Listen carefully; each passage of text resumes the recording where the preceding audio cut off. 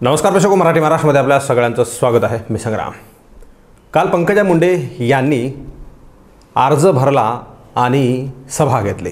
ही सभा पंकजा मुंडे आणि प्रीतम मुंडे यांनी सांगितलं की ही विजयी संकल्प सभा आहे. दोघींनी तशा प्रकारे फेसबुकवर सोशल मीडियावर पोस्ट केलेल्या आहेत.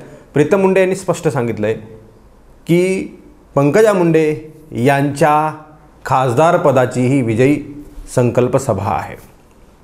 खरं तर या सभेमधून काही मुद्दे बोलायचे आहेत.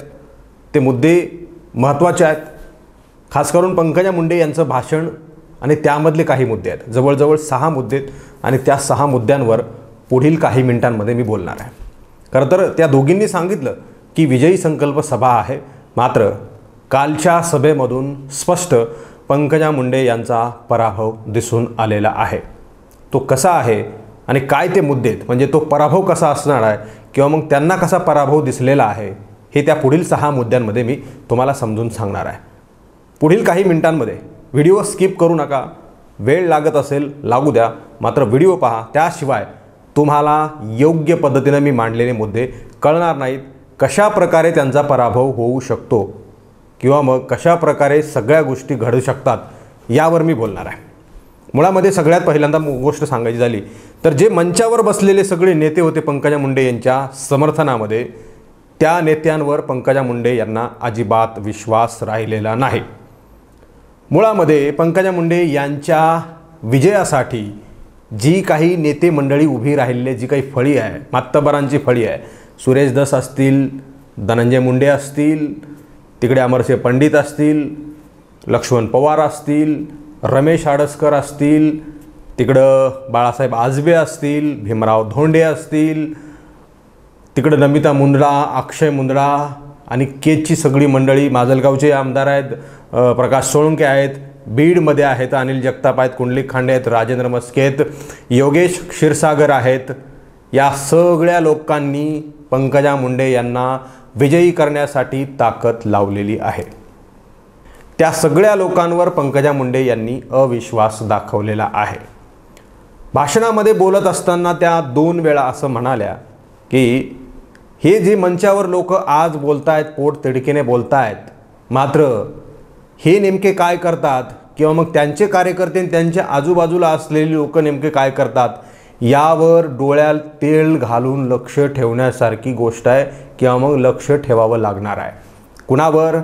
सुरेश धस, धनंजय मुंडे सुद्धा त्याच्यामध्ये असू शकतात, अमरसिंह पंडित, लक्ष्मण पवार आणि बाळासाहेब आजबे, रमेश आडसकर, प्रकाश सोळंके, म्हणजे ते जे मंचावर जे काही लोक उपस्थित होते त्या सगळ्यांवर पंकजा मुंडे यांचा विश्वास नाही असं त्यांच्या बोलण्यावरून स्पष्ट होतं आहे. तुम्ही म्हणाल की आम्ही आरोप करतोय, चुकीच्या बातम्या पसरवतोय. पंकजा मुंडे नेमकं काय म्हणाल्या तुम्ही व्हिडिओमध्ये पहा. या निवडणुकीत प्रत्येकाला माझी हात जोडून एवढीच विनंती आहे, तुम्ही या सभेमध्ये भाषण जरूर कराल, या सभेमध्ये मोठे मोठे शब्द जरूर द्याल, पण प्रत्यक्षात तुम्ही काय मदत कराल याच्यावर डोळ्यात तेल घालून हे सगळे बघतायत. सगळे तुमच्या राईट हँड, तुमचा लेफ्ट हँड, तुमच्या बरोबर रोज पाण्यात जेवणारा माणूस आज कुठे काम करतोय हे बघण्याची डोळ्यात तेल घालून गरज आहे. कारण मी एकदा पराभव बघितलाय. पराभव माझा होता का तुमचा होता? सांगा. तो पराभव तुमचा होता का माझा होता? समस्त बीड जिल्ह्याचा आणि तुमचा होता असं तुम्हाला वाटलं, कारण एवढं जीव लावून मी काम केलं होतं. आज पराभवानंतर माझे 5 वर्ष तुमच्या साक्षीने आहेत. तुम्ही रोज पाहताय, आज काहीतरी ताईला, उद्या काहीतरी ताईला. ही शेवटची संधी मला द्या. शेवटची. या जिल्ह्यातला खासदार पुढच्या वेळी तुम्हाला जो पाहिजे तो पंकजा मुंडे रात्र दिवस एक करून घाम गाळून करून दे, पण ही संधी मला शेवटची. सगळ्या माझ्या मराठा बांधव असतील, धनगर बांधव असतील, माळी समाजाचे लोक असतील, मागासवर्गीय समाजाचे लोक असतील, सगळ्यांना मी पदर पसरून ही विनंती का करायला सांगा. मला तुम्हाला सांगायचंय, दूध पिल्यावर ताक फुंकून पितं माणूस दूध पोळल्यावर. त्यामुळे निवडणूक सोपीच आहे. एवढे लाख देऊ, तेवढे लाख देऊ, सगळं रेकॉर्डवर चाललंय. प्रत्येक जण बोलतोय, पण तुम्ही फक्त डोळ्यात तेल घालून लक्ष ठेवा. इथे प्रत्येक जण जो बोलतोय त्याच्या आजूचे बाजूचे लोक काय करतायत मला सांगा बरं. गेवराई अवघड आहे. भैया साहेब हे आमच्या जवळ आहेत आणि लक्ष्मण अण्णा आमच्या जवळ आहे. लक्ष्मण अण्णांचं तर पहिलं तिकीट मी दिलंय. मुंडे साहेब नव्हते या राज्यातलं सगळ्यात पहिलं तिकीट मी जाहीर केलेलं. त्यांच्या प्रत्येक सुखदुःखाला आम्ही धावून गेलेले आहे. आता जर त्यांनी ठरवलं तर गावातले मतं मला मिळणार नाही आणि भैया साहेबांनी आणि आमच्या विजय सिंह पंडितांनी जर ठरवलं तर त्यांची मतं मिळणार नाही. आता हे एकमेकांवर करतात. बरं मला मुस्लिम समाजाने सत्कार केलाय आणि त्यांनी सांगितलंय कि 20 बार हम पंकजा ताई को मतदान करेंगे क्योंकि जो भी हमारे मन में डर है पंकजा ताई सीधा मोदी को जाके बोलेंगी और हमारा डर दूर करेंगी हा विश्वास त्यांनी व्यक्त केला. असाच मला आशीर्वाद द्या आणि असेच प्रेम द्या. धन्यवाद. जय जय महाराष्ट्र. पाहिलं तुम्ही की पंकजा मुंडे काय म्हणाल्या. मुळामध्ये मला सांगायचं आहे स्पष्टपणे या ठिकाणी की धनंजय मुंडे बिचारा माणूस तिकडे भीक मागायला लागला आहे मतदारांपुढे की माझ्या बहिणीच्या पदरामध्ये भीक टाका, मी भीक मागतो आहे. विरोधात बोललेलं सगळं जे जाऊ द्या, काय जे असेल ते सगळं गंगेला जाईल. मात्र पोट तिडकीनं तो माणूस मी कुटुंबाचा कुटुंब प्रमुख आहे आणि मतदारांपुढे हात पसरवतो आहे. मात्र त्यांच्यावर अविश्वास तुम्ही दाखवताय. पंकजा मुंडेंनी सांगितलं की 5 वर्ष जिल्ह्याचा पराभव झाला. म्हणजे ज्या धनंजय मुंडे यांनी पंकजा मुंडे यांना पराभूत केलं त्याच्यानंतर पंकजा मुंडेंचं असं म्हणणं होतं की मी जेव्हा पराभूत झाले तो पराभव संपूर्ण जिल्ह्याचा होता. ठीक आहे, धनंजय मुंडे तुमच्या विरोधामध्ये असतील किंवा मग असले असते तर तुम्ही ते उद्गार या ठिकाणी काढायला हवे होते. मात्र धनंजय मुंडे आता तुमच्यासोबत आहेत जे पराभूत झालेले होते. तो विषय या ठिकाणी काढायचं काही कारण नव्हतं. तुम्हाला कशा प्रकारे मतं मिळवता येतील यासाठी बोलणं गरजेचं होतं. मात्र धनंजय मुंडे मंचावर उपस्थित असताना सुद्धा तुम्ही असं म्हणालात की तो जो काही माझा पराभव होता मागचा 19चा तो जिल्ह्याचा पराभव होता. धनंजय मुंडेंचा विजय नव्हता का मग? पण नव्हता तर मग धनंजय मुंडे आता तुमच्यासोबत आहेत. हा टोला त्यांना होता का? खोचक टोला होता का धनंजय मुंडे यांना असं म्हणायचं का? पण ठीक आहे, तो विषय जाऊ द्या. सुरेश धस म्हणाले की आम्ही हाडाचं काडं करू, रात्रंदिवस पळू आणि सर्व कार्यकर्त्यांना माझी कळकळीची विनंती आहे, सगळ्या गोष्टी बाजूला सोडू. विधानसभा काय होईल, कोण उभं राहील काय सांगता येत नाही, कोणते चिन्हभिन्न काहीही माहिती नाही. मात्र यावेळी पंकजा मुंडे यांना निवडून आणण्यासाठी रात्रीचा दिवस एक करा आणि सगळ्या कार्यकर्त्यांनी रात्रंदिवस फिरा. पंकजा मुंडेंना निवडून द्यायचं आहे, दिल्लीत पाठवायचं आहे. एक ना अनेक शब्द धनंजय मुंडे सुरेश धस यांनी वापरले. भीमराव धोंडेसुद्धा म्हणाले विरोधामध्ये बोलत असताना बजरंग सोनवणे यांच्यावर टीका करत की पंकजा मुंडे यांना निवडून द्यायचं आहे. बाळासाहेब आजबे तर फार बोलले, मराठा आरक्षणावर सुद्धा ते बोलले. सरकारच्या बाबतीमधली सरकारच्या बाजूची सुद्धा भूमिका बाळासाहेब आजबेंनी त्या ठिकाणी मांडली. कसं आरक्षण टिकू शकतं, कसं आम्ही त्यांना पाठिंबा देऊ शकतो, कसा सगळ्या सोयऱ्यांचा कायदा जो आहे तो मंजूर करून आणण्यासाठी आम्ही पुढे जाऊ, या सगळ्या गोष्टी बाळासाहेब आजबेंनी बोलून दाखवल्या. तिकडे लक्ष्मण पवारसुद्धा म्हणले. आता लक्ष्मण पवार आणि पंकजा मुंडे यांचं बेबनाव आहे काय आहे ह्या सगळ्या गोष्टी चर्चेच्या आहेत, चर्चेला जात आहेत. मात्र लक्ष्मण पवारसुद्धा म्हणले आम्ही त्यांच्या पाठीमागे उभे राहू. आणि असं असताना लक्ष्मण पवारला पंकजा मुंडे काय म्हणाल्या की मागच्या वेळेस पहिली उमेदवारी जी आहे ती मी लक्ष्मण पवार यांना दिलेली आहे. म्हणजे त्या उमेदवारी देणाऱ्या आहेत, लक्ष्मण पवार यांचं काही कर्तृत्व नाही असं यामधून म्हणायचं आहे का त्यांना? पण तोही विषय जाऊ द्या. त्यांचं असं म्हणणं होतं की ही सगळी मंडळी जी आहेत आज इथं मंचावर बोलत आहेत, मात्र बाहेर जाऊन काय करतील, त्यांचे कार्यकर्ते काय करतील, ते कोणाचं काम करतील यावर जरा लक्ष ठेवा. म्हणजेच पंकजा मुंडे यांचे जासूस बारकाईनं खाजगीत लक्ष ठेवणार आहेत.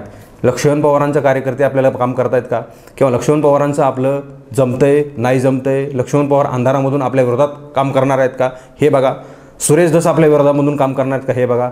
धनंजय मुंडे यांचे कार्यकर्तेसुद्धा आपल्या विरोधात काम करतायत का हे बघा. योगेश क्षीरसागरांचे कार्यकर्ते विरोधात काम करतायत का बघा. कुंडलिक खांडेंचे कार्यकर्ते बघा, राजेंद्र मस्केंचे बघा, अनिल जगतापांचे बघा, बाळासाहेब आजबेंचे बघा, प्रकाश सोळंकेंचे बघा. या सगळ्या लोकांचे कार्यकर्ते काय नेमकं करतात या सगळ्या गोष्टींवर पंकजा मुंडे यांच्या चाहत्यांची किंवा मग पंकजा मुंडे यांच्या जवळच्या घरातल्या लोकांची करडी नजर असणार आहे असं म्हणणं चुकीचं ठरणार नाही. 2 वेळा पंकजा मुंडे म्हणाल्या डोळ्यात तेल घालून तुम्ही सगळेजण लोक या सगळ्या गोष्टीकडे बघा, हे काय नेमके बोलतायत, हितं बोलतेत म्हणजे मदत मिळणार नाहीत असं एकंदरीत पंकजा मुंडे यांचं म्हणणं होतं. आणि म्हणून पंकजा मुंडे यांचे जासूस या सर्व नेत्यांवर लक्ष ठेवणार आहेत. हा तिथंच तुमचा पराभव आहे. एवढे मोठे लोक सोबत घेऊन बजरंग सोनवणे यांना तुम्ही हरवायला निघालात आणि बजरंग सोनवणे यांच्या विरोधामध्ये तुम्हाला मतं मागण्यासाठी पदर पसरावा लागतो. हा तुमचा तिथेच पराभव आहे का नाही, याचं उत्तर तुम्ही दिलं पाहिजे. तुम्ही फार स्वतःला कर्तृत्ववान, फार विकास कामं करणारा नेता, फार लोकांची जवळीक असलेला नेता, कुठलाही अहंकार नसलेला नेता, सामान्यांची नाळ जोडलेला नेता, कुठलाही जातपात पुढे न आणता, कुठलाही समर्थनातला कार्यकर्ता किंवा मग कुठलाही जातीचा कार्यकर्ता आजूबाजूला न ठेवता असं प्रामाणिक काम करत असल्याचं सांगता, मात्र दुसरीकडं तुम्हाला यांच्या विरोधामध्ये म्हणजे बजरंग सोनवणेंच्या विरोधामध्ये तुम्हाला मतं मिळवण्यासाठी पदर पसरावा लागतो. हाच तुमचा पराभव आहे असं म्हणणं चुकीचं ठरणार नाही. असं म्हणलं तरी वावगं ठरणार नाही. म्हणजे हे सगळं गोष्टी मी बोलत नाही आहे. एकीकडे बजरंग सोनवणेसारखा साधा माणूस तुमच्या समोर उभा आहे आणि तुमच्या मागं एवढी फळी असताना सुद्धा तुम्हाला पदर पसरावा लागतो. 5,000 लोकसंख्येचं मैदान 20 नेते, मातब्बर नेते भरू शकले नाहीत कालच्या सभेला.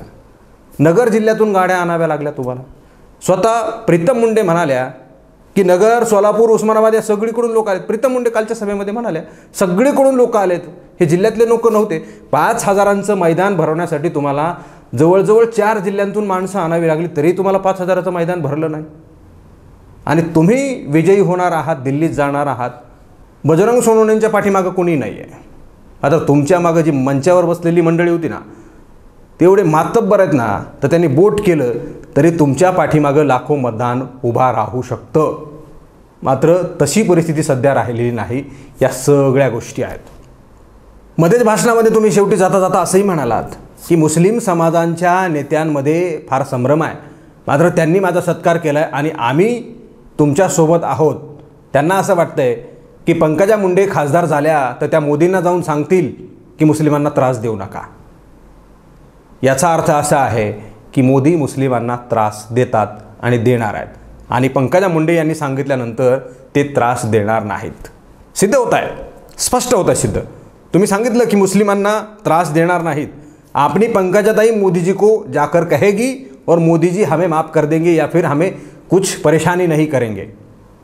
इसका अर्थ यही होता है कि उनको चुनकर दो, मोदी जी को जाकर बताएंगे कि मुस्लिमों को कोई परेशान ना करे और मोदी जी पंकजा मुंडे के कहने पर कोई परेशानी मुस्लिमों को नहीं देंगे. किसी प्रकार की तकलीफ मुस्लिमों को नहीं होगी जबकि पंकजा मुंडे मोदी को बताएगी.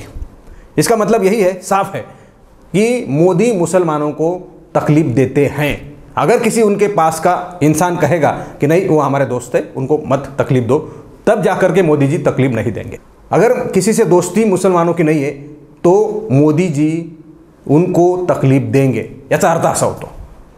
तुम्ही सांगितलं स्पष्ट की जर पंकजा मुंडेंनी सांगितलं मोदींना की त्रास देऊ नका तर देणार नाहीत, मात्र जर नाही सांगितलं तर देणार. याचा अर्थ असा आहे की मोदी मुस्लिमांना त्रास देतात. मग मुस्लिम तुम्हाला पंकजा मुंडे यांना मतदान कसं करतील, हा सगळ्यात मोठा सवाल आहे. या सगळ्या गोष्टी आहेत. पंकजा मुंडे रडल्या, त्या म्हणाल्या मी रडून मतं मागत नाही आहे, मी मुंडेंचं नावसुद्धा घेत नाही आहे, मुंडेंची सिंपत्ती मला नको आहे. मात्र एकही शब्द तुमचा मुंडेंशिवाय नव्हता. सगळी मतं तुम्हाला मोदी आणि मुंडेंच्या नावावर मिळालेली आहेत, स्वर्गवासी गोपीनाथ मुंडे यांच्या नावावर. आणि ते पुन्हासुद्धा तुम्ही 2024च्या काळामध्ये मोदी आणि गोपीनाथ मुंडे यांच्या नावावर मतं मागत आहेत. या सगळ्या गोष्टी अत्यंत सामान्य लोकांना कळतात. मी सांगितलेल्या सर्व नेत्यांवर पंकजा मुंडे यांचा आजही विश्वास राहिलेला नाही. त्यामुळे पंकजा मुंडे यांचा विजय होईल की पराभव होईल हे आज कुठल्याही परिस्थितीमध्ये सिद्ध झालेलं नाही. त्यामुळे त्या दोघींच्याही पोस्ट आणि त्या म्हणलेल्या विजयी संकल्प सभा या सगळ्या गोष्टी सध्या तरी निष्फळ ठरतात, चुकीच्या ठरतात. एवढंच मित्रांनो. या सगळ्या गोष्टीवर तुम्हाला काय वाटतं तुम्ही कॉमेंट बॉक्समध्ये प्रतिक्रिया द्या. हा व्हिडिओ तुम्हाला आवडला असेल तर जास्तीत जास्त शेअर करा. चॅनलवर तुम्ही नवीन असाल तर चॅनल सबस्क्राईब करा, बेल आयकॉन प्रेस करा. हा व्हिडिओ तुम्ही फेसबुकच्या प्लॅटफॉर्मवर पाहत असाल तर तिथंही फेसबुकच्या पेजला लाईक करा, फॉलो करा, शेअर करा. धन्यवाद.